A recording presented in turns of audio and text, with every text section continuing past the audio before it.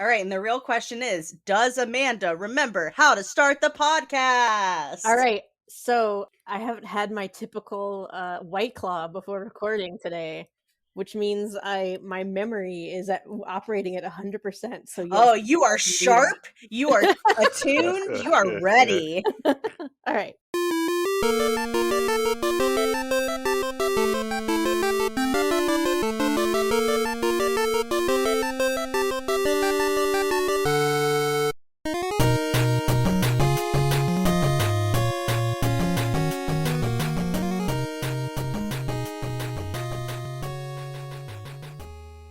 Welcome to Madoka Magicast. It is the podcast where we talk about the dark and magical girl anime Puella Magi Madoka Magica. I'm never going to get used to it. I'm your host, Amanda, and today I'm not going to give you my usual introduction because we're not actually really talking about Madoka today.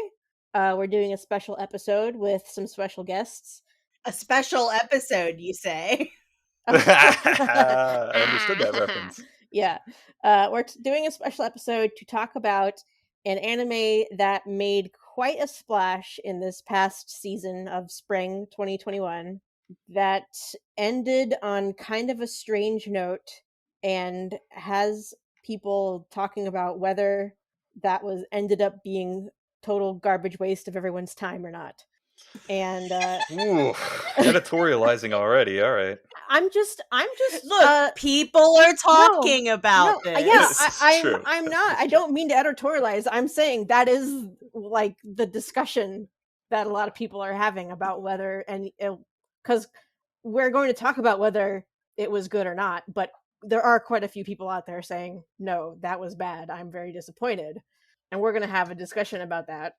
And how did you say the name? Warranted that was. It is Wonder Egg Priority. If you did not see the title of this episode already, we are talking about the anime Wonder Egg Priority. It has been mentioned several times on this podcast leading up to this point. Yeah. Mm-hmm. I started watching it early on when it was airing because I heard a lot of the buzz around the early episodes that pretty much everyone can agree are very good. Yeah. I think. Yeah. So I started watching it just because I heard a lot of very positive buzz about it. So I was riding that roller coaster all the way to the end. And I don't know if all of you necessarily had the same ride that I did. So before we get into the topic of today's podcast proper, why don't we talk about who is on the podcast here with me today? First of all, you can probably recognize Panda's voice. Hello, Panda. Hello. And we also have two returning guests. First of which is Alice. Hi, Alice. Hi. Alice, you were on the show like 2 years ago or something crazy like that, like a year and a half ago or something for a Familiars episode. Do you remember that? Only vaguely. In the way that you remember something that someone says that you did, you're like, yeah, I remember that. Yeah. So do you feel like the need to reintroduce yourself at all? Sure. Okay. Hi, my name is Alice. I'm usually found on Utena Cast. Imagine Me and Utena. We do more than just Revolutionary Girl Utena, but she is always first in our hearts, except when other characters in her anime are first in our hearts. I also do a intermittent podcast called Big Steppy with my wife. Hey, a podcast is not defined by its release schedule. Where we talk mostly about Gundam, though actually I am working on a script to talk about Battletech.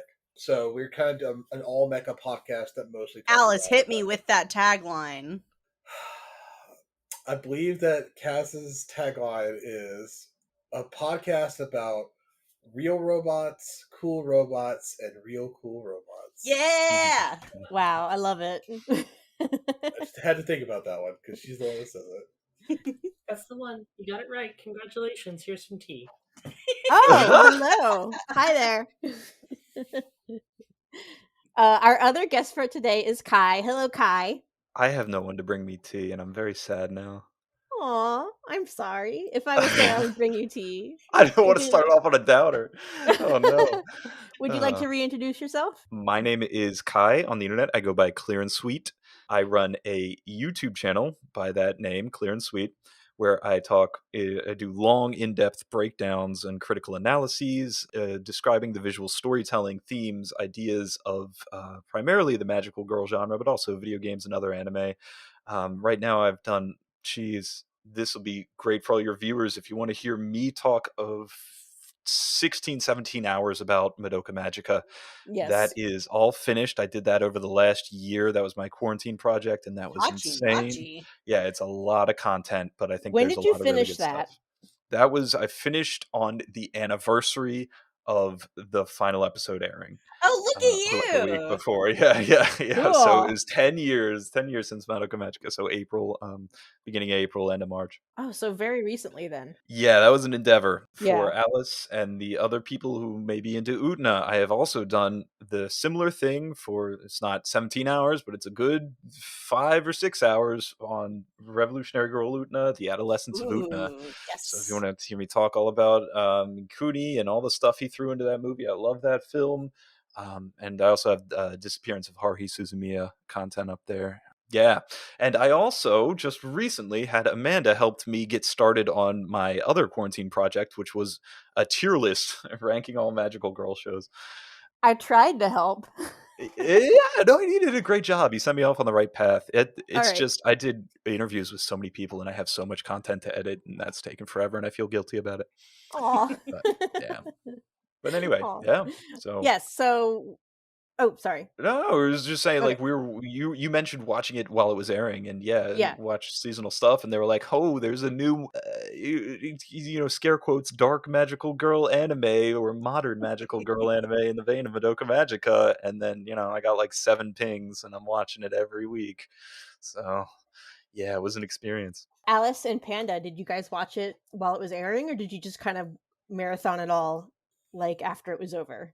Both. Oh, okay. I didn't start with it on the first episode. I started when it was like, I think episode 4 or 5 was airing. I think it was 4, and I marathoned. I don't remember what episode I started on, but I marathoned at least half of it, and then I watched the rest of it as it was coming out. Okay. Yeah, I had been meaning to watch it. I had been hearing good stuff, and like one of my other friends was really into it, and so I had always planned on watching it, but I think the first episode I saw right after it aired was the one where they introduced Momo. So okay. that was I don't remember what episode. That was early. Episode 4. Okay, so yeah, I missed the first 3 episodes, but I managed to get caught up in time to watch episode 4 shortly after it came out. Oh, okay, so we kind of were all on the roller coaster then, as I was putting it, for when the Yes. final episode came out. Okay, so let's Yes. Oh, yeah. as I like to do. You should describe the situation around that. Yeah, well, as we've kind of gone over some of this. Oh, was this a winter 2021 anime or a spring 2021 anime or winter 2020? Well, that was the thing. It was indeed winter, but then the special episode was it's a large story. It's a large story that goes all the way back. But would you like me to describe the situations for the Wonder Egg Priority production? Go for it. Yeah, the whole history. Yeah, go for it. Okay, so Wonder Egg Priority, made by Cloverworks, and it aired, yes, in the winter season for 2021, Yes, from yeah. January to March of 2021. However, it encountered a number of production issues along the way. They had to outsource a lot of the work to people on Twitter. A number of people were posting about having worked on Wonder Egg Priority, a lot of foreign animators. And there was a lot of panic. A lot of the staff was run to the ground trying to get this show out the door. This all resulted in episode, I believe, 8 being a straight up recap episode. They failed to deliver. A recap episode in the year of our Lord 2021 Right, yes. in a one core anime. I opinions about recap and this series, but I will reserve them until we Okay. get to Certainly, later. certainly. There's a lot to be said about how the production issues at behind this anime affected the final outcome of Wonder Egg Priority. But the main one being that the final episode, or they were one episode behind on the story, so they released a special episode 3 months after the series finished in March, and the special episode aired at the end of June. So it was this situation where they said, "Oh, it's going to be an hour long. We got 3 months to do it. It's going to be a big finale," and everybody was kind of hyped because those expectations were raised in that way. Yes. And then the special episode that aired 3 months after, word on the street is from Twitter and people who have investigated it that they were just as rushed in the production of this episode, and the first half of the hour-long special episode is indeed a recap of the events. 22 minutes.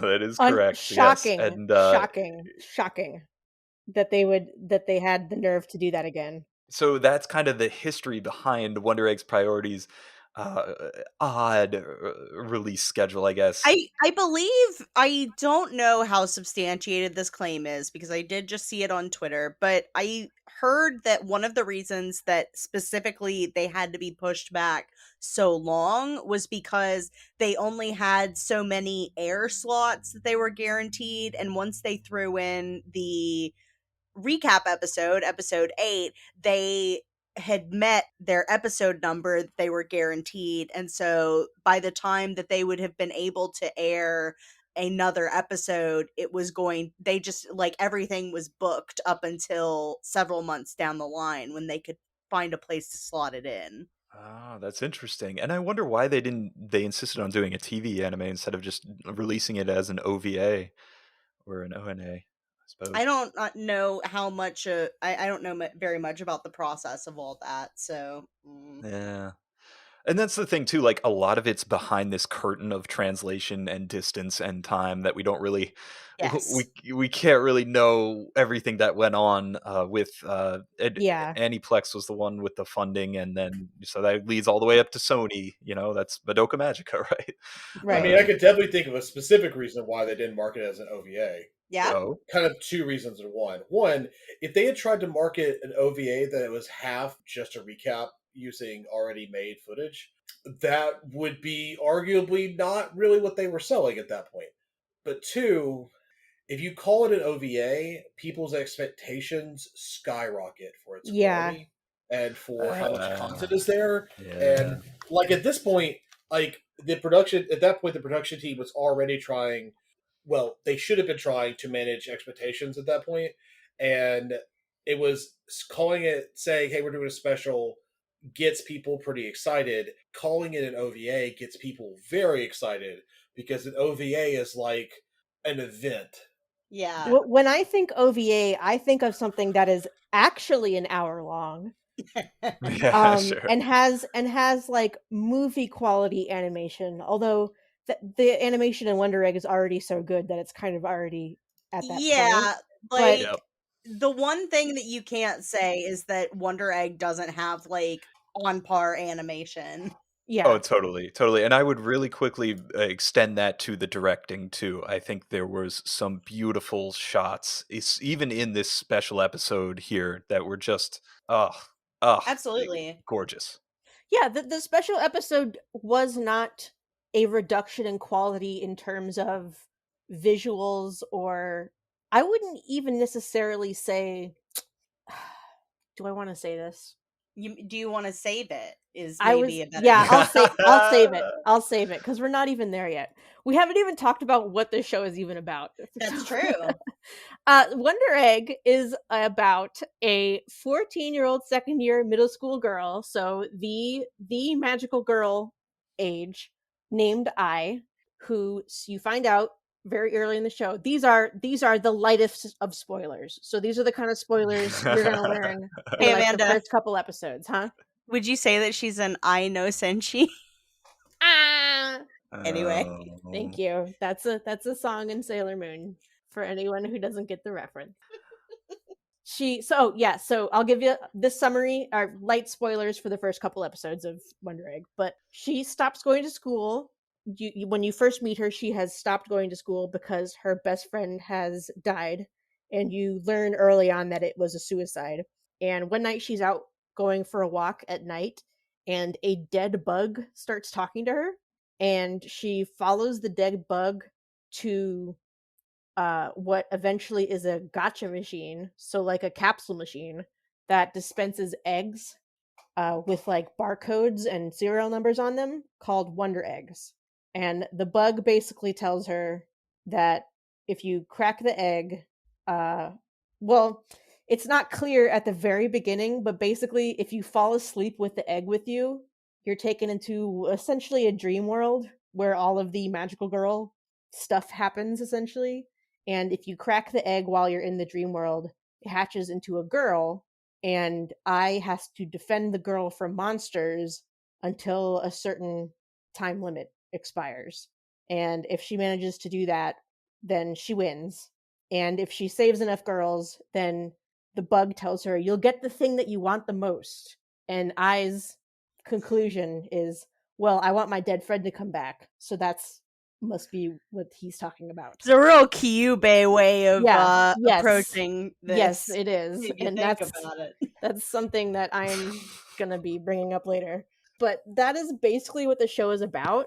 It is girls going into dream worlds to protect egg girls from monsters and everything that happens around them. And each of the main characters has their issues and their own friend who has died that they're trying to get back. Because it's not just I. It's not just I. There are other magical girls in the show also. Do you guys have anything you would like to add to that in terms of like just what the show is about?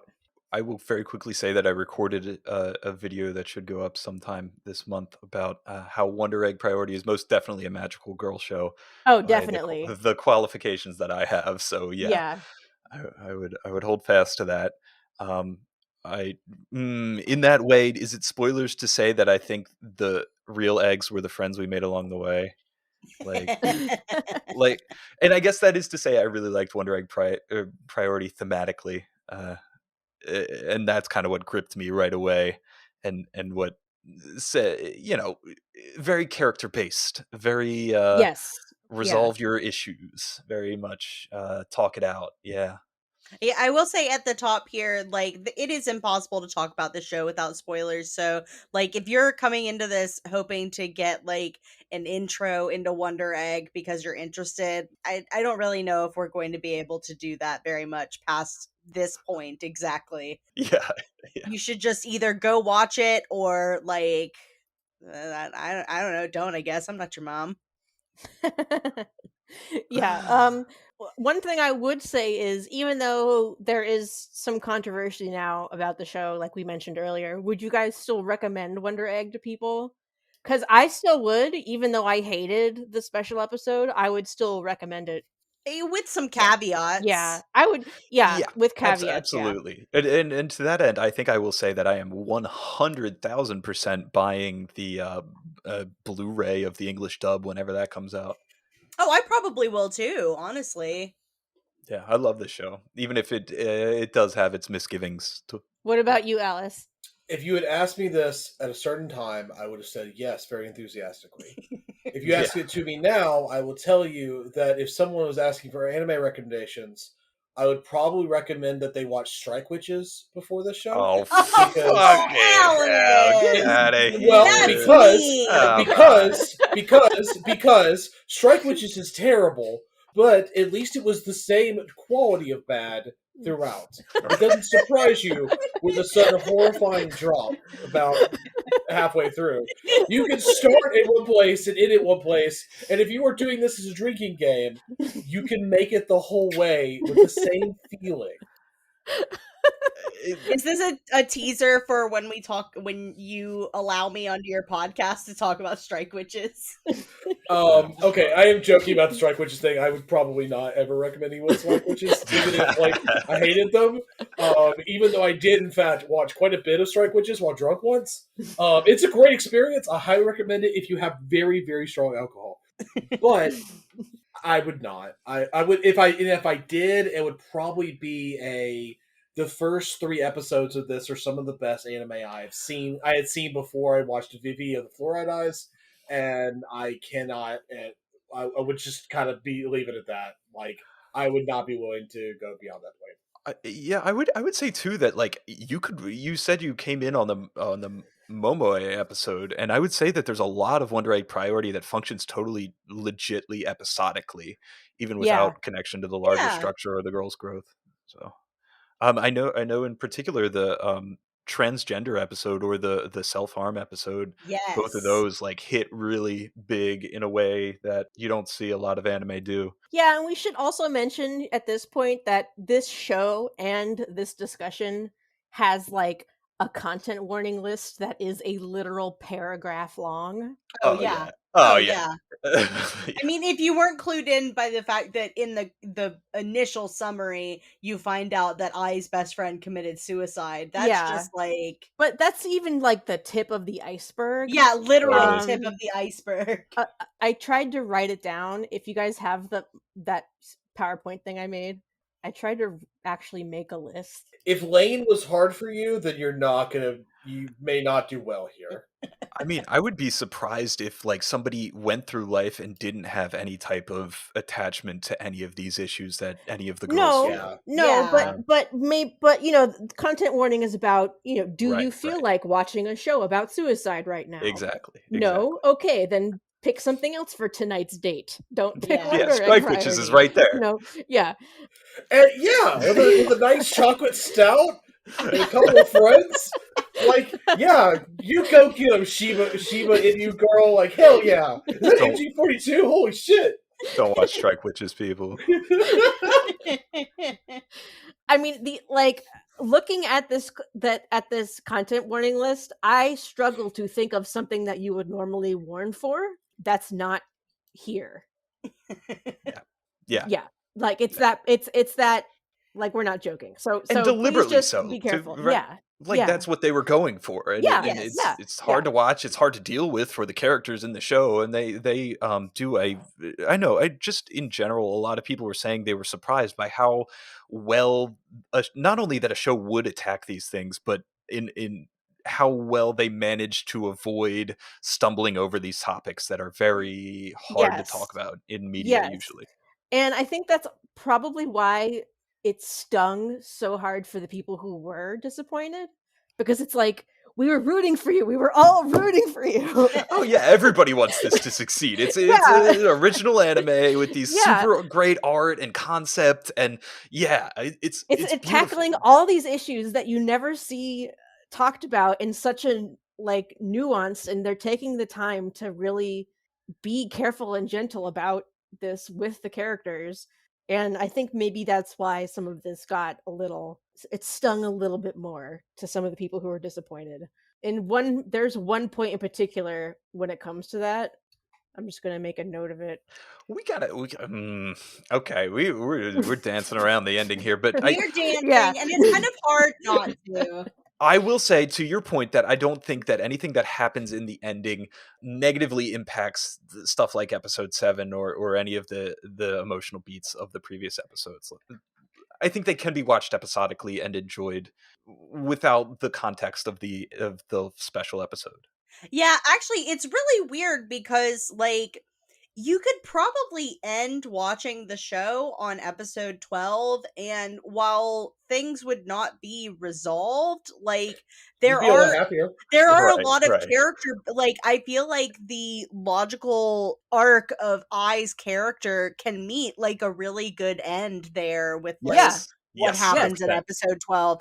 And like at that point, if it ended just there, like it would just be like, oh well, it's kind of a bummer that we didn't really get a real ending.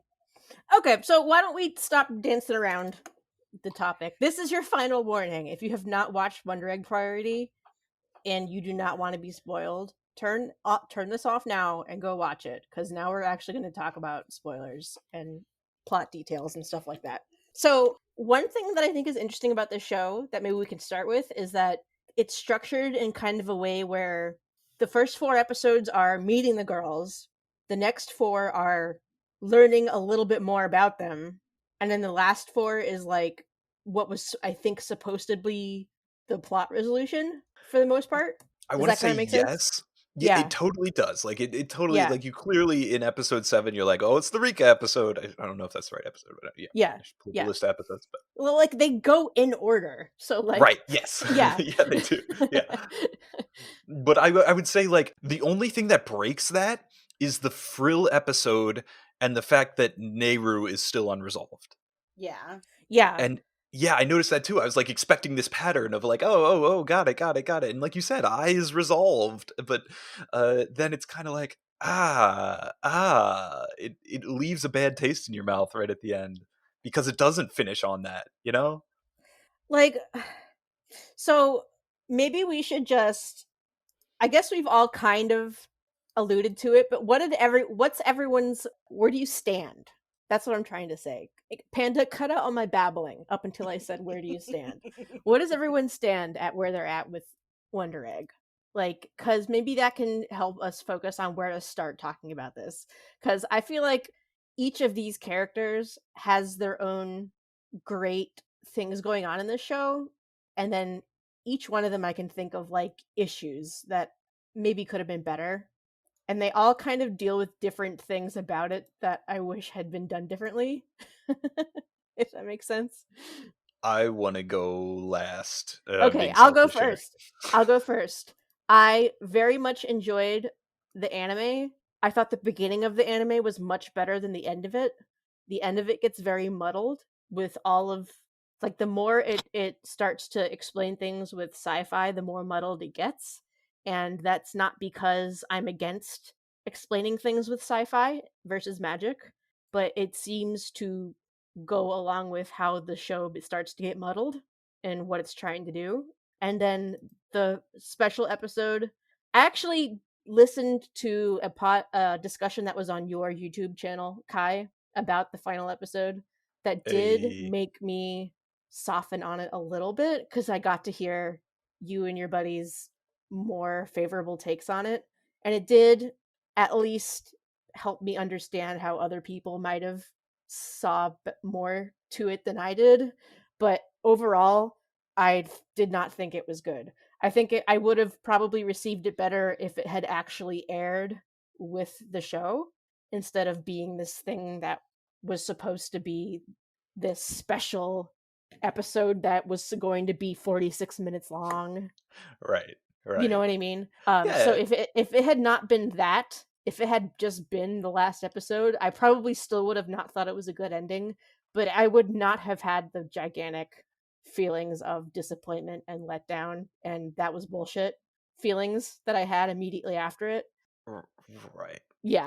I would have stated very clearly that I believe that Wonder Egg Priority is not resolved. Like it is not finished as a story. It's not resolved in the same way that Madoka has not been resolved since 2013. Oh, so, well, okay. I don't know so what to that's tell a great you about comparison. that. No, that's a Yeah. beautiful point of comparison, because this is one of the things I had written down on my post-it notes right here. I also hate Rebellion. So That's true. It should not surprise anyone that I surprise, did not like motherfuckers! this. We're talking about Rebellion again. It shouldn't surprise anyone. The YouTube listeners are gonna love it.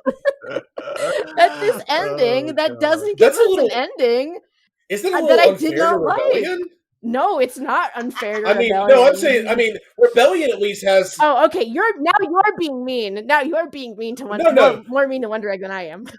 Rebellion has that cake scene with the little song, which is legitimately one of the scariest things I've ever watched in my life, and it's worth every bad thing that happens to watch that scene and be like, I've never been more afraid than right now. I would rather watch Strike Witches than watch the cake song in Rebellion. Wow! I think that is one of the worst things I have ever seen, and I did do a thing about how I would rewrite Rebellion, and that honestly it's the only good part of it. I feel like it's the only good part of it for me, because everything else in Rebellion is just like, Wow, I've never seen something that just did not. Well, you know what? I wouldn't say it really doesn't understand it. It'd be more like I don't know.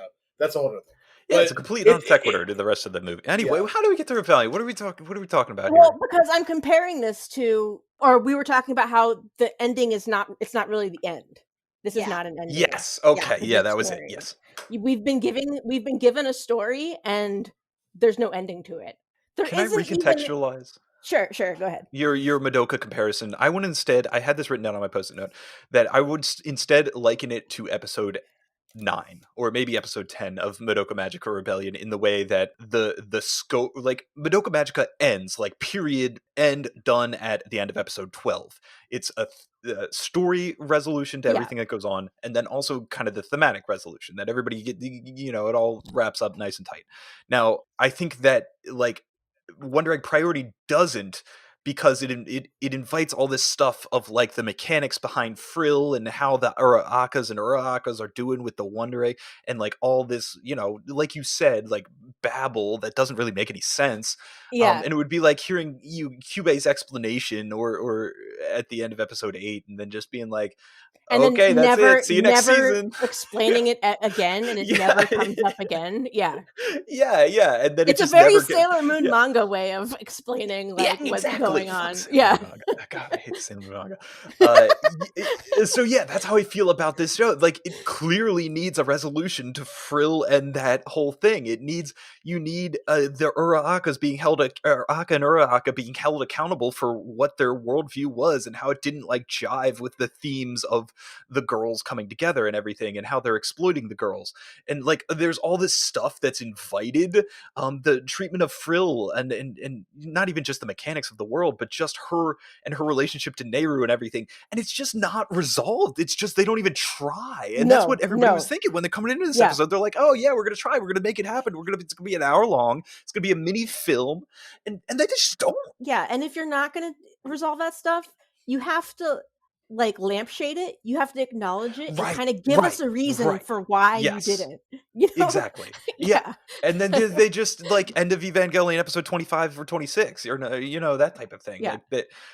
Yeah. Where is the end of Evangelion? Where is the movie that explains, Yeah. shows all the girls go chase Nehru and save Nehru, and yeah, where it gives the thematic resolution and the plot details that are needed?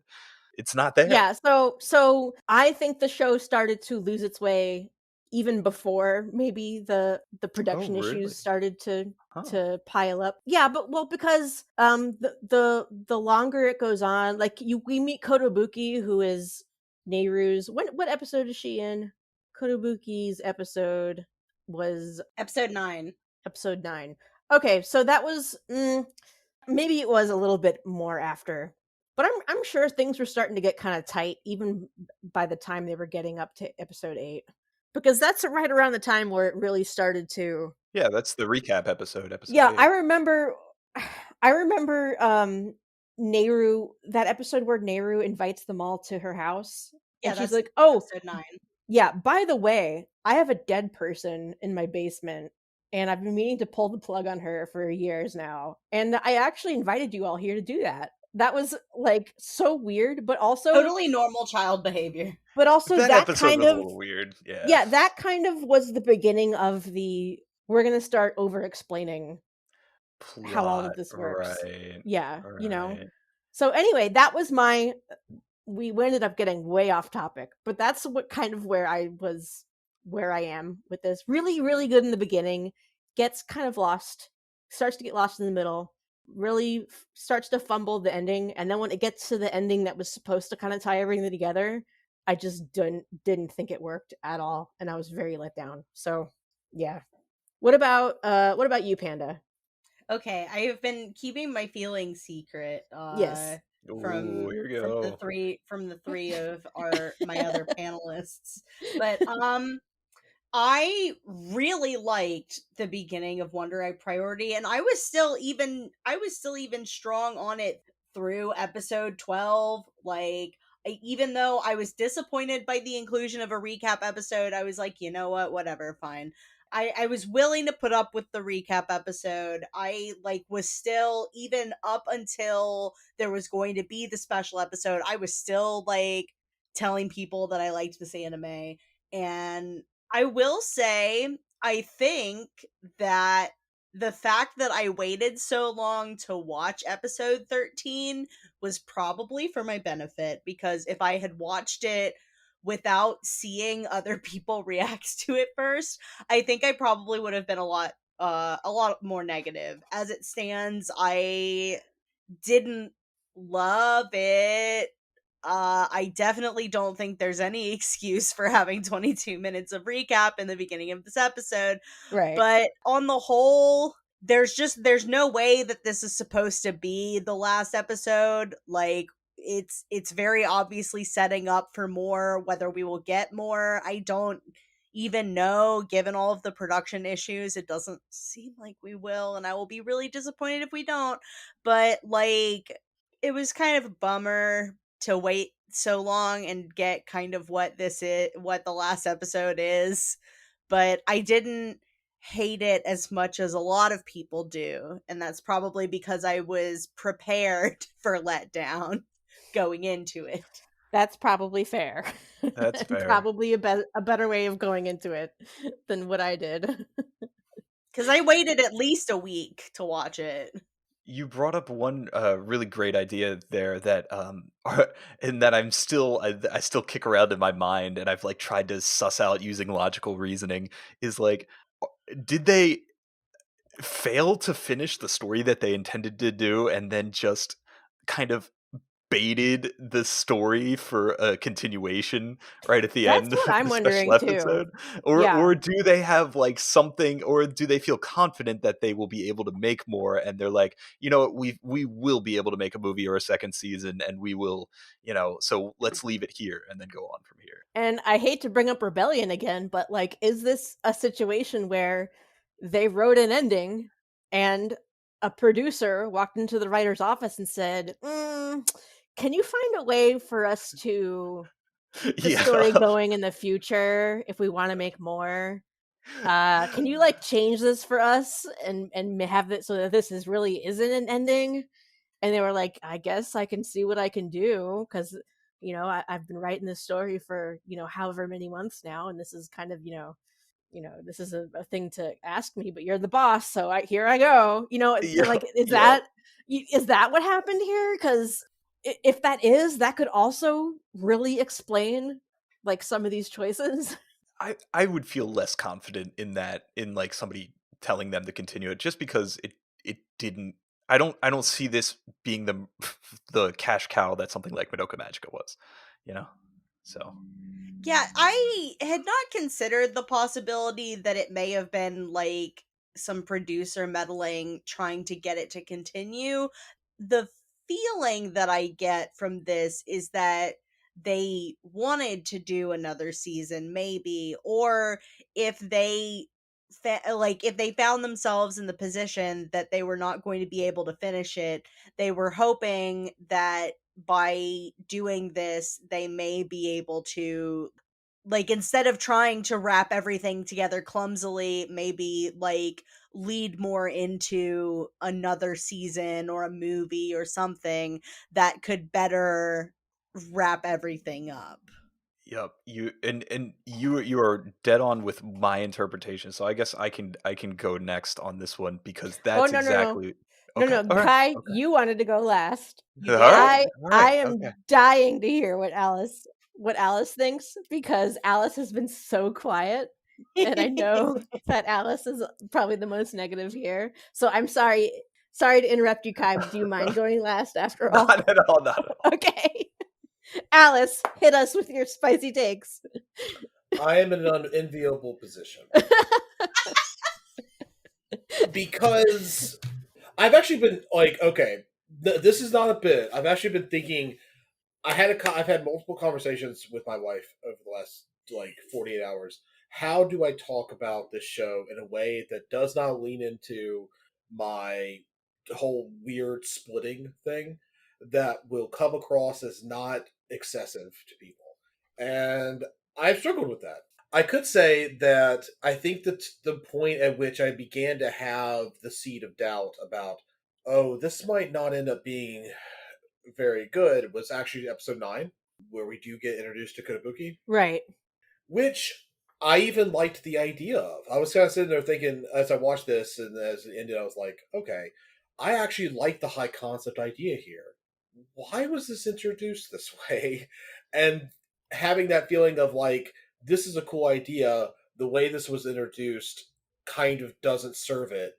And then having that feeling for the next, like, for the next, 2 or 3 episodes of why is this idea happening? Like, why is this idea hitting with no real build up, with no real thematic introduction in a way that would have made this smooth, in a way that would have made this easier to read. And so I was, when I hit that last episode, the last episode was When bad. you say last, do you mean 12 or 13? Oh, thank you. I mean 12. Okay. I hit 12 and I was like, wow, I'm incredibly disappointed by this. But I kind of held up hope and I was like, okay, I'm going to give them the last special. I'm going to give that. I know the 2020 happened. Like, I know that a lot of the crew on this was people who had not necessarily, done something like this before. And the quality of the beginning of the show was so high. I'm going to try. So I waited. June 30th happens, and I actually didn't watch it for a couple of days, or maybe even like God, a week, maybe. The special edition or whatever you want to call it made me go from this is a show. It made me go from putting it on the same par as Other Side Picnic, where it's like this is a show with an extremely strong opening, which through production problems and other stuff had a troubled run and ended in a place that wasn't ideal, but it's a thing that I look back with fondness and I can talk about too. Oh, well, that makes me sad because that was going to be the next thing that I finished watching.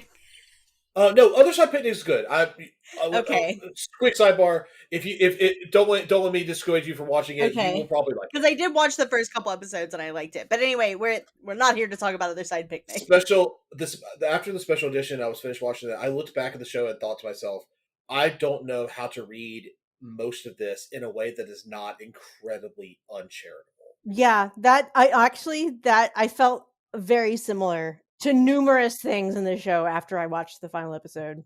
There were several points where Yeah. I had been very charitable, and I had actually, I've been a big defender of this. I remember when explanation points had kind of like had that knee-jerk reaction at one point to Uraka or Aka's whole thing about, the girls are emotional and that's why they kill themselves thing. And I kind of been in the students of the show there. Like, this is something that's not necessary. This is a character saying this. There needs to be room for characters to say something that they would say, and like That's what the character thinks, not what the show thinks. Right. They're Yeah, clearly yeah. not good people.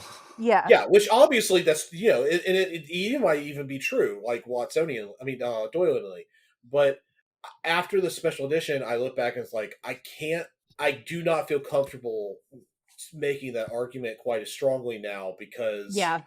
I've tried to look for a way to say this, but without going into what exactly is happening, the bit where we find out what actually happened to Ai's friend was I turned to my wife and described it to her as a incel fantasy. It is the Wait, biggest what do you speak it's of? Koito? Yes. the biggest sin of this final And it's episode like is that. this is That is literally actually the only thing in this special Yeah. episode that makes me angry. Like, Yeah. it's like Wait, did I miss it? Wait, describe it to me. What? This is something that you guys on your discussion of it, Kai, didn't even seem to Apparently not, 'cause I didn't even register in my mind. register. And I was like, are you guys serious? this is what happened. So we see, I guess, I don't know if it would technically be a flashback, but like at the end, like towards the end of the last episode, or towards the end of episode 12, I asked, what is his name? Mr. Sawaki? She goes to his art show where he paints Yes. that creepy picture of her. Right. Yeah, and that's at the end of like episode 6 or something, right? That they do that and then they come revisit it at the end of Yeah, episode 12. maybe so. I don't because I didn't rewatch the series before preparing for this, which I probably should have. But in episode 13, we see the conversation that I has with Mr. Sawaki, and he tells her that Koito caused a problem for another male teacher at her previous school, and That's why she transferred. yeah, that's why she transferred, and he implies that she made advances towards him, and that when he rejected her, basically, or she accused yeah, him of rape. yeah. And then when she went up on the roof, she said that if he didn't go up there to see her, that she was going to kill herself, and that is why she killed herself. It was an accident during the middle of her Yeah, doing this okay. whole. Yeah, I thought she slipped after No, that. so she does slip, but Okay. only after she has done this, or at least Only after she has been painted as this histrionic, Yes. Sure. little, like, like the excuse that I hear every day at work with the sex offenders that I work with, of the hypersexual 14-year-old who seduced the poor 35-year-old man, and how it's not his fault. Yes. Like, that's all of a sudden now the character that Koito becomes so in I, episode 13. I was a teacher, and I looked at this, and all I could think of was I have heard this. This is literally someone who listens to Don't Stay So Close to Me," and thinks that the hero of this song, like that the narrator of this song, should be taken completely literally. It is somebody who like this is not like a good thing. Now, is like there's one on one hand you could go like, yeah, there are crazy people in this world who do very fucked up things. And has there ever been a time where some part of this has happened? Probably. But there also art is artifice. And that you do not have to put stuff. You don't when you put something into a piece of art that is narrative in nature, you made that choice. It's not an automatic thing. I feel like, given how everything else has been handled, it was just irresponsible. Yes, it was terrible. Yeah.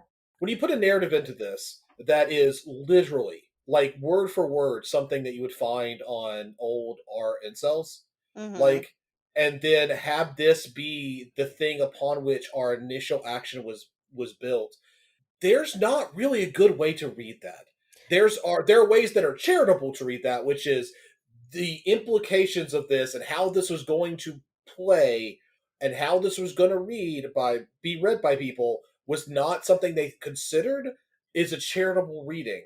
I'm not entirely willing to make it ungrudgingly, but if I do, it doesn't make it better. It doesn't take away the fact that it is horrifying to have this be suggested as something you're holding up as like, yeah, this is in a show that has focused on otherwise real stuff, like the high rate of Things that suicide of actually teenage girls in exist, Japan, and yeah, things that are real. Yeah. things that are augmented in their reality, but Yeah. otherwise real and fairly grounded in like some real stuff, and then have this charitably. I do not think that they actually intended to imply that this is also like super something that happens a lot, but I have to go out of my way to read them not saying that, and that is a structural problem. Can Yes. I directly respond? Yeah, Because Yeah, of I had course. a Yeah. definitely completely different reading on that. Now, I will say that absolutely I agree with everything that you said. Specifically when you were saying that it was in regards to it being true to life. That yeah, that's how a sexual predator would talk, and yeah, they would um the whole being alone with them, and he said, she said, and everything. The way I took it when I was watching, was just that, yeah, he was a sexual predator, or he was like deliberately lying about Koito or anything, and that the teacher was not, and the show was not justifying or painting the teacher as in the right, simply that the teacher was describing his point of view to I, and the teacher is the same as the Urakas and the Urakas, where he's just a piece of shit. Yes, the issue, I think, is that I accepts his explanation at face value, as does the show, and there's no indication that we are meant I to didn't question get it that. further. It's not framed in a way that can I ask a that question it's about a gonna specific episode? yeah. Okay, because taking the reading you're presenting here, because this is an interesting reading to me, and it's one that I can definitely see someone arriving at. I would I would be curious about how you kind of reconcile this reading with the episode where we have, which is actually focused on the alternate universe I and her relationship to the same guy, and like that really goes out of its way to wipe away any doubt that he is anything other than pure good and honest. Yeah. How do you reconcile that reading to this earlier episode, which is not just a something that's like I is taking it away? You mean episode 12? Yeah, I didn't come out of episode 12 thinking that the guy was pristine or that I that was I think what Kai is saying is that he didn't take that scene as the show giving us the final answer on what was going on between yes. Koito. Is that what you're saying, Kai? You Well, didn't. I'm directly responding to Alice's Yeah. bit about episode 12 that Okay. I don't think that episode 12 paints the teacher to be clandestine or pure in any way. it does explicitly absolve him of having any fault in what's her name's death, like explicitly, like it clears him of any responsibility in that, Whoa, in the wait. same way that Now it. I'm. You're talking about episode 12 Now now, I'm because now I'm confused. lost. Yeah, Yeah. because the one with alternate eye, they're like the where the sort of cartoonish villain of that specific under of that egg game is like, I can't remember the name of the teacher. I apologize. It explicitly says no, he did not actually cause her to do this. Like he did not cause her to die. You get a whole we get a whole like series of like a whole series of scenes about like how he actually no he wasn't having like he wasn't trying to creep on her with the whole visiting her home thing, that he was actually like that his art is something that he's really I don't actually remember earnest this. about. Wasn't he the bad guy for that one? I like I gotta. Yeah, he was. And then the way that that episode carries that entire thing is that he is not the actual bad guy, because it is her understanding of him as the bad guy that is the problem. Because the way that she breaks that is by explicitly separating the reading of him as being duplicitous or as having an ulterior motive from what the show frames as reality. Like, I mean, unless the translation of that line is so radically wrong, of some of those lines is radically wrong, in which case, that that's a problem. But explicitly, she separates the version of him that is read as bad or as duplicitous or as even suspicious from a reality, like the real version of him that is not that way. And the moment where she defeats him, because he is the bad guy in that one, but it is sort of a, he is the bad guy in the sense that her imagined created version of him is the bad guy. To be totally honest, the most I remember about how she beats him is that she just does magical girl shit and like beats him that way. I'm not saying you're wrong, but I just literally have no recollection of what you're saying. I'm gonna have to go back and watch it because I am disappointed that I don't have episode 12 here to pull it up and actually yeah, see the thing. But I do remember she says it's okay, mom, if you want to go be with him, and that was a good scene. Yeah, it's a weird scene for me because, like, on one hand, without the context of the rest of this episode, that reads as a, she's kind of grown up a bit and realized that this guy makes her mom happy and she doesn't have anything specifically against him, and she's kind of moved beyond that, which I was kind of wanting to read as a genuinely a good thing, because it is a really well acted scene, except that we get the rest of it that has this constant this sort of like idea of her understanding of him is as like they built up this idea that like he is bad. They and they come back and say like, not really, Well, I but guess the thing that I would say, even if you like giving you the benefit of the doubt here, and that saying that like I does come out on the other side, not can I say that maybe it's her in a he said she said situation that I has been forced to engage with because of the death of Koito, then maybe I or the kind of the vibe I got was that she's not doing this binary, is he a good person or is he a bad person? And then she's just like putting that behind her, just moving on and not making a judgment on him any which ways. It's kind of like a null judgment. Not that she didn't.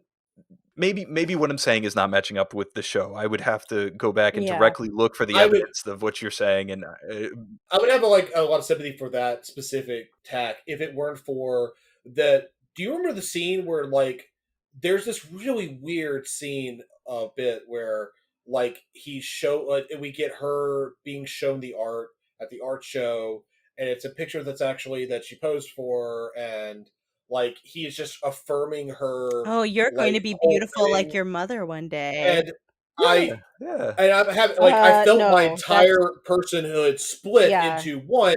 I can see a weird art hermit saying this and it being a good thing, and this is the creepiest thing that's ever happened. And I genuinely could not tell how that was supposed to be framed, Dude, or even is even if it is was being is framed at all. isn't that what they do with the ambiguity of the teacher over the course of the thing? Like episode 6, you don't get any resolution, you don't get any clarity. The problem is then giving it, like resolving the ambiguity, and you're going to disappoint anyone who had read it differently from how you're now telling Well, That's him what I'm they were saying. Like they supposed to have don't read it. really. I don't know. resolving the ambiguity is not the problem in general. I gotta pull that episode up. It's that resolving that ambiguity in such a way as to give credence to the aka or aka thing that girls Yeah. are emotional and just do Yeah. dumb bad shit all the time, and like it turns out the real duplicitous one here was the terrible like high school skank that ruins men's lives is probably the most galaxy brain way to do Yeah. that. That I do not think that I do not think that the Urakas have, yes, they have not been proven wrong yet. Like they haven't been held up and taken to task for what they've done and what they've said that is like deliberately sexist and deliberately misogynistic in I feel a way that they should be made to answer for in the finale of the show, especially with their treatment of Frill. I think that is another thing that they Oh need to do. god, we haven't even talked about And Frill. yeah, right. We got to get through this. We got to get through this. However, I do not feel that that has any relation to the teacher. I, d- I, d- I think those are independent things, and No, I I would stick honestly much. don't. I honestly don't think that you can really separate them, honestly. I would, yes, and I could see how you They're would too close. I would Yeah. see how you can conflate them because neither of them kind of gets resolved in that way of any judgment. Like if you take my hypothesis that they go with the null on the teacher and they're just kind of like I moves on, she doesn't judge one way or the other, she's just done with that, with Koito, with the teacher, she's on to the next thing. And then they just haven't answered the thing for the Urakas. Like they both don't get a resolution, so it's kind of, yeah, up to you to say how is the show going to judge them or how is the show going to portray them. But I don't think they necessarily, correlation is not causation. They don't have to be connected just because the girls don't come out negatively against them in the show. I think they're connected just because it's the inciting incident of this entire thing. And I just don't know how you're supposed to analyze the rest of the themes of the show without keeping in mind what the writers want us to think about that the way that entire thing is resolved. Adding on to what you said, if we take that as true, it would be very odd for them to suddenly develop a shyness about the idea that you cannot afford to have no point of view. Whereas they have Yes, very exactly. much we have very much had the opposite of that the whole time. It's a Xanatos thing. If it's not an explicit endorsement, then it leaves us in a strange lurch where the show has abandoned a previous pattern with no real way forward, with a potential for maybe this is setting for something else, which is a weird kind of proposition because it's not. I'd be shocked if this got a second season, um, for a lot of reasons, but I'm not sure that it was really heading to a second season. I would like to add something here because I don't talk about it on Magicast very often, but I am an attorney and I work in criminal law. And unfortunately, quite a few of the cases that I work on a weekly basis, if not every other day or daily basis, are juvenile sex crimes. So So child sexual batteries, molestations, unfortunately, all of that very unpleasant kind of stuff. And considering the fact that the show takes such a views, real life issues with such a hard reality kind of lens to them, there's really very little fantasy going on when it comes to the real world problems that all of the characters have. That's not the fantasy elements of the show, right? Right. Looking at the teacher, there is nothing but red flags from this teacher. None of this teacher's behavior is consistent with any conclusion at the end of the show other than him being a pedophile and having something to do with Koito's death. It's simply, and I'm maybe I'm wrong, but as someone who works in the criminal justice system with child sex offenders and have been doing so for 7 years, and I see constantly their patterns of behavior, there is just no other explanation for me. Because what really seals it is the fact that he shows up at Aya's house and tries to start dating her mom. And that just seems like the coincidence of coincidences, doesn't it? This girl who starts to get suspicious about why her friend died, he starts to try to get close to her. And the show even brings that up earlier. And it's just over and over and over again at every point along the way. There's none of his behavior to me is consistent with what we're ultimately told was actually going on.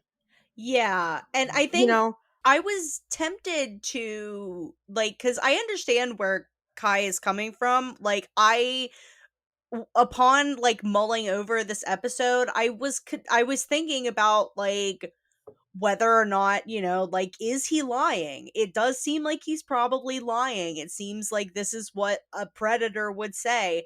But like with what Alice said, it just does not square with, cuz like I remember what Alice was talking about like her like having the final battle in like episode 12 regarding Mr. Sawaki was Alice was I having to separate her fears about him versus like what was supposed to be like objective reality. I remember that being part of that fight. And then for the next episode after that to immediately have him say that this is what happened. I just don't know how, like, if he is supposed to still be a creepy predator, then why did we go through all of that in episode 12 about like her overcoming her fears about him being a creep? and like I understand how it can get muddled because one of the things I like about the show is that characters can be wrong.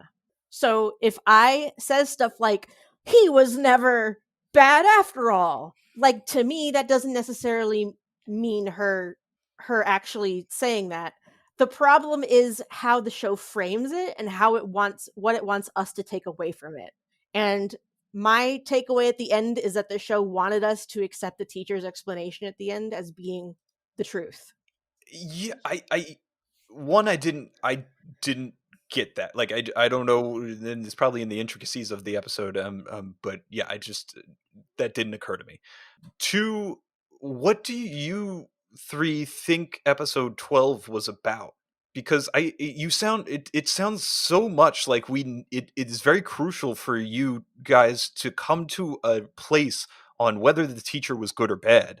And it's couched behind, there's like so many layers of metaphor and everything that I think episode 12 is about I being different from how she was at the beginning of the show, how she's grown through the strength of her relationships, and she is now a different person that can handle this whatever happened in her past with this teacher and this girl who died, and she can move on from it and move past it. And I just watched, while we were talking, I just watched the stuff with the mom, and she says my mom was always there for me, and if it'll make you happy, mom, I think you should do it.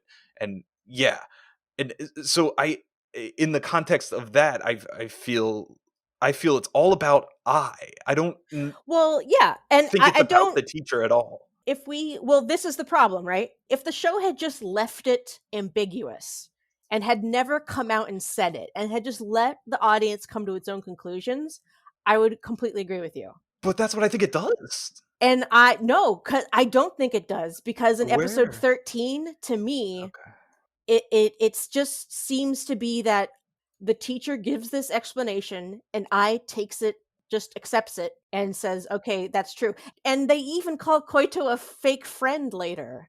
So like, Well, Nehru says that, and yeah, and I wouldn't take what Nehru says about friendship to be like. there just doesn't seem to be any indication to me. I wasn't shown, to my satisfaction, any indication that I was doubting what the teacher had told her. Yeah. And Yeah. Or- I mean, it is or had about I. any reservations. Yeah, go ahead, Because Alex. it Yeah. is about I. Yeah. Because I's judgment there is extremely important. Yeah. I's judgment, I coming to terms with things, and characters coming to terms with things, actually confronting things, has always been important throughout the show. Like it's kind of one of the consistent things that we have, like themes that we have in basically every episode. You were right earlier, like that they're very episodic, and like yeah, when you read this episodic, one of the things that unites them thematically is that you have to confront something, and when she accepts this as truth, it puts us into a weird place because either A, this ridiculous premise that she's accepted, like she's accepting a ridiculous premise Ridiculous. as a teacher. I've got to Absurd. say, Completely absurd that this guy is anything other than a Can I predator. challenge the thing of accepts this as truth? I don't know where that is, or I mean, she believes it. I think it comes down, it just seems to me from how the episode was framed and the way it was written, like there's no scene where she looks us in the camera and says, "I believe my teacher's story." Like that's not what we're saying. I just, from what we were shown in the episode, I did not get a feeling that she doubted that story whatsoever. She doesn't textually doubt it. We can argue that she might internally do so. I didn't even feel like she internally doubted it, but go ahead. We have not been shown that. We Yeah. cannot textually say that she has doubted it. Textually speaking, the only thing we could say is that she seems to accept it, or at least that she seems to believe that it is a true, that these statements are statements of fact. I guess that's really all we have textually. I think they directly. I think textually. I think if you, I'm looking at 2305 of episode 13 here, and Nehru is talking with I. I says, "I thought I wanted to hear the truth from Koito. Maybe I don't." And that's right before Nehru calls her, even if she was a fake friend. And I don't. I think this kind of comes to my idea of what was important about the Koito teacher storyline was not who did something, it was just how I grew from it. I completely agree with you, Kai, and that's why I don't like that this was included. But does she really grow if her growing is to take the word? If she's growing, I'm not sure that that's really the thing we could say about her accepting as truth, because she does, the statement that she makes does imply, that you just read to us, does imply that she sees this thing that has been said as truth, unless that is we're missing something in translation, which is very possible, that this thing has been given the value, the quality of truth. And the fact that she has accepted this as truth is not really growth. Her realizing that she did not want to necessarily really actually hear whatever was true could be seen as growth, but that's not how I read her line, saying. That's not how I read her line. It didn't matter what excuse the guy told her. Yeah, or what Koito says. Whatever. Yeah. So why were we told what he said? Why was the contents of that conversation told to us? That's the problem that I have. Don't even tell us what he said to her. But I think it's much like the Uraakas and the Aka there, that he's given a chance to speak and we get to hear it as I, and then we're kind of left, and it's like, yeah, is this guy full of shit though, or... Sure, but your premise was that this is focused on I, we should focus on I. So if we focus on I here, then her statement does assign the quality of truth. And so just looking at I as assigning this truth is weird contextually with the rest of what she's done, because when she has done this in the past, we have seen her moving from a state of her understanding is growing with each encounter. And in this case, we cannot really adequately say that, because by assigning this a truth, like a quality of truth, if this is not intended to be read as completely literal, and we're not supposed to be reading this as, like, absolutely true, then she's taken a step backwards without really acknowledging, without the show seeming to acknowledge that, or without really having time for any sort of development of that. She's taken a step backwards into not understanding and to accepting as true a thing which cannot be true. Unless it is, of course, meant to be taken extremely truthfully, in which case we have an entire new slew of problems that are unrelated to Ai's characterization. Panda, what do you think? Well, I felt like I had something else to say, so I didn't want Okay. to like. Yeah, Sorry. I don't. Yeah. No, I came here for an argument, and I appreciate it, honestly. Because I was completely did not read this in any way like this. So there's this scene. I'm watching it right now just because I was like, did this even happen in the way that like I'm trying to put your reading onto the episode and like see it in the way that you're saying. So yeah, they get the explanation from the teacher about his take on the story, and then you have this whole scene of I approaches Koito, but the people that they've revived from the thing don't remember them, and I gets kind of shut down. And then she tries. What she do? She tries to call Nehru on the next scene. So I'm like, the part I have a problem with is I don't believe that I makes a judgment. You said accepting it as true, and I don't think she accepts anything as true. I will acknowledge your point that the way that she deliberates about it is understated, right? She calls Nehru and she just fumbles around. She's kind of lost with it. So maybe a continuation would go further into the specifics of dealing with whether Koito was lying or the teacher was lying. But I really don't think that there's any like problematic stance from the show of saying they're supporting the teacher side of the story. I really did not get that from what is shown, and it's playing right now, and I just don't see it. Can I ask you a question? Yeah. Because I think this might actually help your argument here and bring both sides of this argument to sort of more concrete. So I put it sort of, we have this textual instance where the formation of this sentence suggests that, unless, again, barring translation weirdness, this sentence that is constructed so as to suggest that the speaker, I, takes the thing being talked about, which is this narrative, as true. Are you talking Like, about the from Nehru one? Which sentence are you talking about? the one that you read earlier. Yeah. Okay. So the one where she's talking to Nehru about. Let me go back to it. Yes. I thought I wanted to know the truth, but maybe I didn't. There's some ambiguity there. Like, does she mean in a general sense, or does she mean this truth? Which we is that, or do you have a textual reason why we should accept the more general truth over this truth reading of that General sentence? truth over the more general truth Okay, let me being. rephrase. Like, there are two ways of reading this sentence, of that sentence, where one is when she says, I wanted to know the truth, the truth. It's I this wanted to hear specific the truth, truth which is from like this Koito. narrative, like Maybe I the don't. coitus narrative. Or does she mean, we could also read this sentence to mean, I realize now that I did not want to know the truth Oh, at period about this because it was going to hurt me. And yeah, I can see both of those as working. I don't see a textual reason to take the second, but you seem to. I think. yeah. Okay. I'm getting what you're saying. I think I'm Yeah. picking it up now. That may so this because she specifically mentions Koito. She says, "I don't." I thought I wanted to hear the truth from Koito. I'm on the subs, please subs.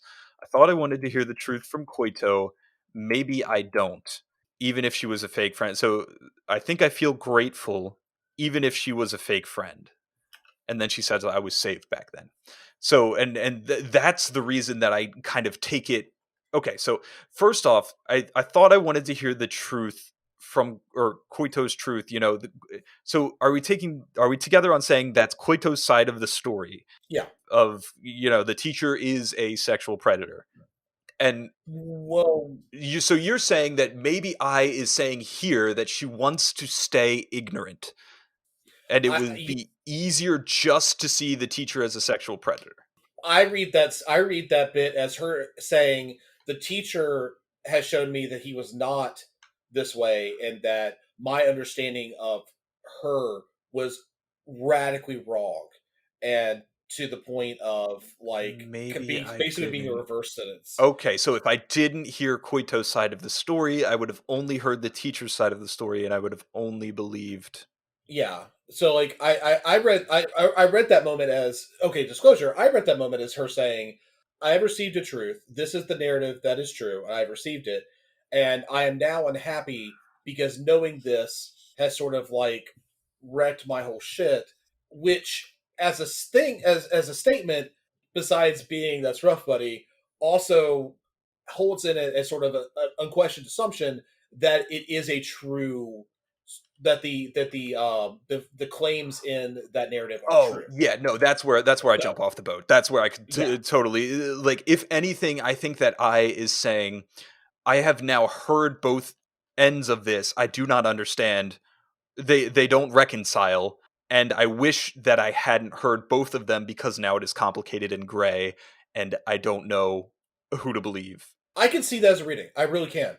Like if that's the reading that's meant, then I think my objection there would be this is not a good way to actually write this line. No. That Okay, the yeah, way this line is written see how leaves the dub that leaves handled this it. yeah, like leaves this open to a really unfortunate fork where like this is not a moment to be ambiguous, and I don't feel like they're trying to be, and the construction of the sentence I feel like creates a moment of ambiguity that made this worse than it had to be. I don't think that really answers the underlying idea of maybe it was irresponsible to have this narrative here, because that's separate from the sort of like what is going on. Yeah, I would ask, like, if they gave some like definitive textual thing that said, "Oh yeah, Koito was right, and this guy was a creep," then it would be kind of hard why she was supporting her mother in that, and yeah, but it doesn't do that. Would you like it to vilify completely the teacher? No. I would rather it not. I would absolving or vilifying the teacher is less the problem. That the way in which either of these things is done is through the utilization of a trope typically used to abuse real life women. Yeah. I guess. Like, if it had been done using some other avenue, that would not be a conversation we'd have. But if the culmination of this art of this character moment is utilizing a trope used to hurt real people, that's not really responsible. But isn't that what the whole show has been doing though? Like, how do you Yeah, say it can't be true to life here, and No, because then the cutting episode, like. not at all. I No, don't think it's been doing that at no, all. It's not been hold doing up. that at that's all. that's not It's what. I don't think No. that's what anyone. No, that's not what I'm Oh, saying maybe at I'm all. It has not been doing misunderstanding. that at all. I'm saying I'm okay. It's I'm been saying when you including make art, when you make art, Yeah.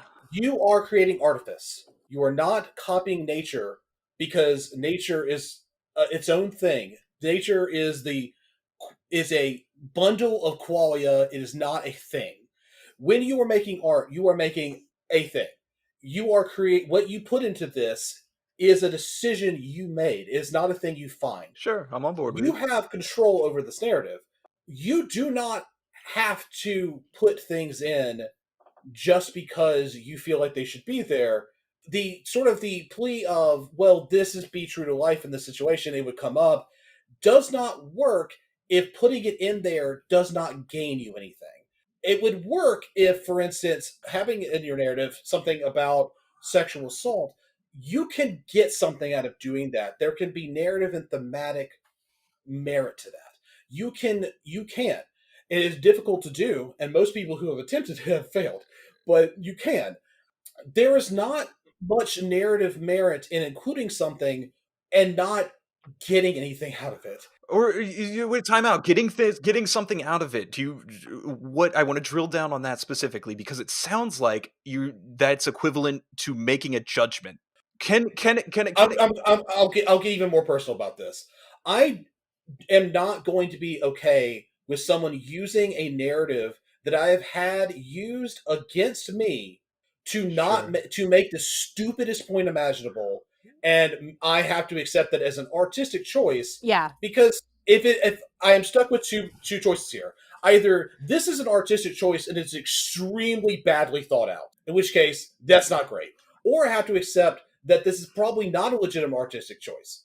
And being generous, my generous reading of this is that this is an incredibly ill-advised artistic choice that was not meant to be read as an endorsement of what is essentially a kind of misogynistic worldview.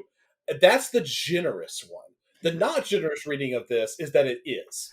So I'm being generous No. here, I It, read and like both it, that. of those. it was I very. I mean, this is It, literally I like page word for word, point for point, an actual R incel meme. okay, yeah, That it like was. totally. And that Hey, hey, hey, so hey, hey. I gotta pause you guys, or you'll just keep going back and forth, and me and Panda will just be sitting here well, in yeah, total I don't think silence. this is resolved yet. I gotta speak.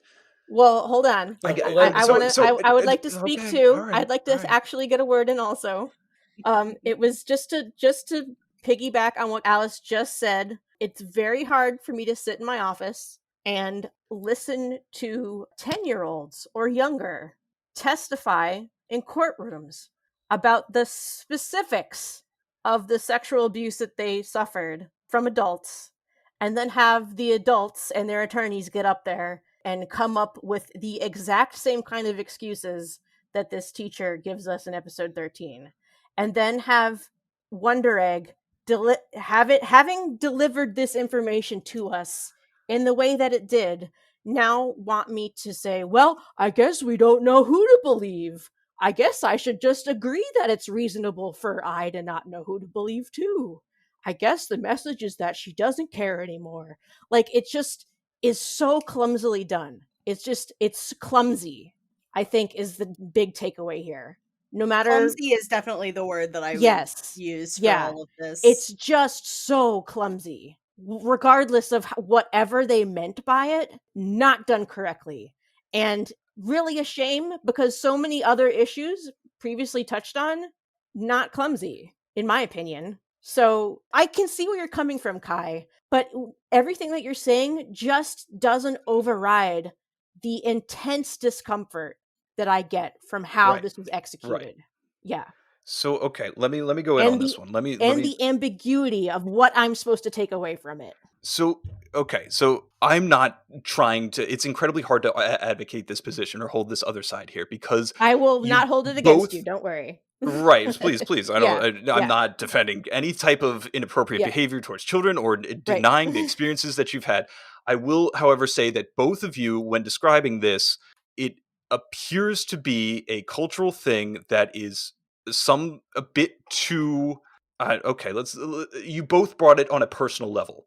You both, Alice and Amanda, here have used your own anecdotes to Right. describe how this is not something or it is illegitimate to take that stance that you just said, Amanda, that as a work of art you cannot come out indecisive on this issue. You You can, reject but you that have idea. you have to be careful about how you're going to convey that position, because especially if you're dealing with something sensitive.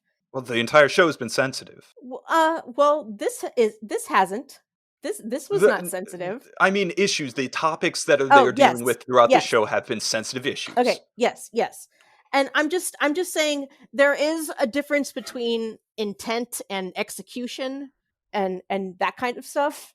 And I think maybe the biggest problem here with this stuff is definitely in the execution, just considering how much arguing we're doing about what even fucking happened and what they meant. Yeah, I don't want to take up the whole podcast, but I cannot. I have to say that it feels like this issue is being treated a bit differently by you on the receiving end than the other issues throughout the show, and it feels a bit more not sacred, but like you feel a bit more passionately about it than other things, and I'm not invalidating, I'm not Um, challenging it at all. What I am maybe, saying is that maybe, but go ahead, go ahead. Alice directly brought up that like the ambiguity or my reading of the fact that I is confused is not a artistic thing, or that Alice said they didn't use it for a purpose, and that's kind of where I would put my foot down. Is that whether or not it is good to say that you can leave you know, he said she said in child abuse or anything, whether or not we should be doing that, the show is saying that is what I is doing here, being caught in this issue of who's right, this teacher with this relationship with her mother or her friend who killed herself.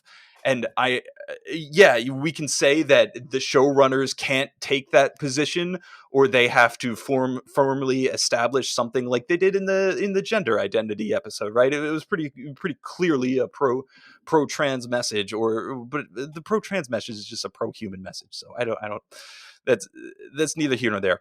But you're saying that it's not valid enough of a way of using this getting caught in the middle story of ending up where I ends up, and that in and of itself is a cultural judgment. It is a one that is maybe not shared among Japan or Japanese creators. I'm not saying it's an invalid one. I would support it as well. I think that your experiences have kind of proven that. However, do I believe that Oto thinks that she knows what happened between the teacher and the student? No.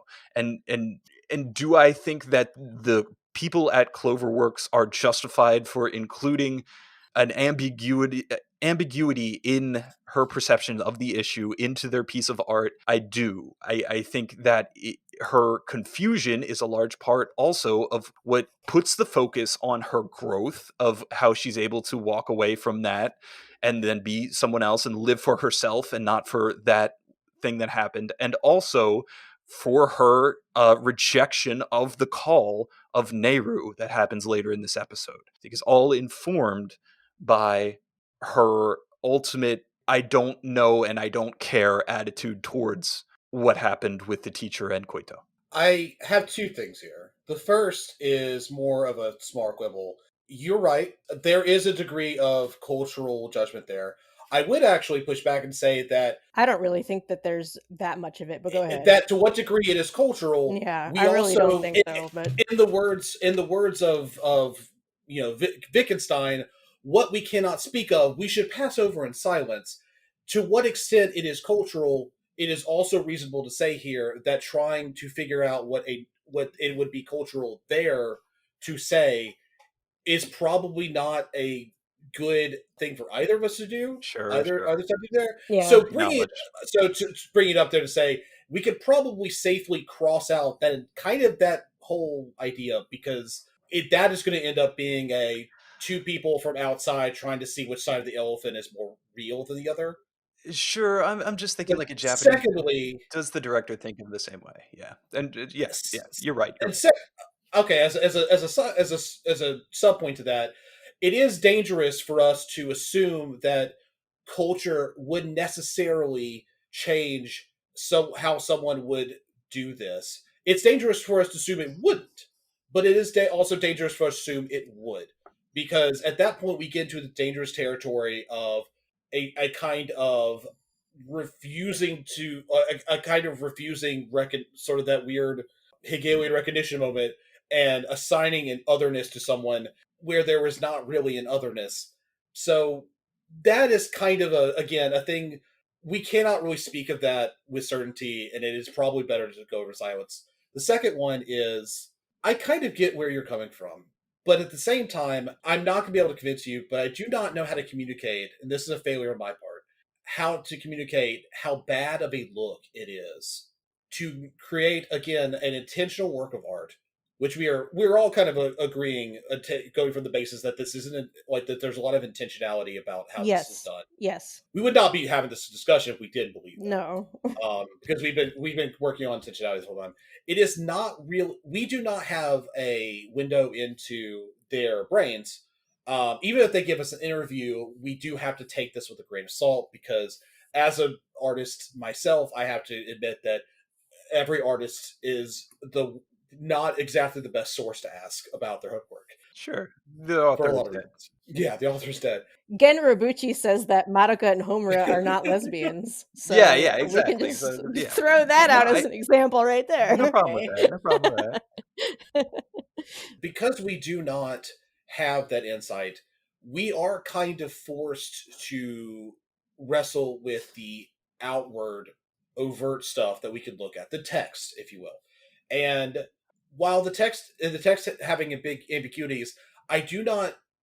I have failed to communicate exactly how bad of a look it is for someone reading just that text to read this moment that we are talking about, we are hovering around, this kind of larger moment, with the context of several moments that have come before this that have been ambiguous in their own rights, and all of those combined together having the reading of those moments is changed by the reading of this moment, and that moment A is changed by moment B, and moment B is changed by moment A. These things interact with each other in a way that is, I would use the word uncomfortable, but to avoid a sort of being personal about it, from an artistic standpoint, like from a writing standpoint, these things have implications, and we can assume that if we assume that they are intended, we do have to wrestle with not only why, but also where it is going. I said earlier, like getting something out of it, which is not a very good way to say this. I'd probably, if I could amend that, I would probably say, I can edit it out. it's no, No. is this doing narrative work? Is this doing thematic work? Is this Mhm. less something getting something out, drawing something out of text, and more, is this functioning in the text in a way that Helps the work. doesn't Yeah, betray it? Yeah, that yeah. helps the work. Like don't load the Chekhov's gun if you're not going to fire it, or if it doesn't, Yes, you're not or going to do anything unless you're with it. trying to, yeah, or unless you're trying to say something about the nature of the whole Chekhov's gun thing. Like there's a meta, Sure, there's sure. room for Yeah. a meta reading of Right, that right, text, right. Totally. and putting aside the personal and putting aside the ethical. Like for instance, Mhm. it is a little weird that this guy, there's ambiguity here where the second that he comes over and stays over and obviously somewhat intimate relationship with her I's mom, he's already crossed an ethical boundary, which I do actually know is an ethical boundary in the context in which he is in as a teacher. Oh, yeah, Um, you guys are because probably right about this guy. yeah, Like, I'm not but arguing it. but yeah, but like putting actually, I'm actually kind of putting aside that and looking Okay. just at sort of as the work itself. It does not wear that ambiguity gracefully, which is which is disappointing here specifically because it has worn the ambiguity of the moments which precede this and which get changed slightly by it. Those moments were worn rather gracefully.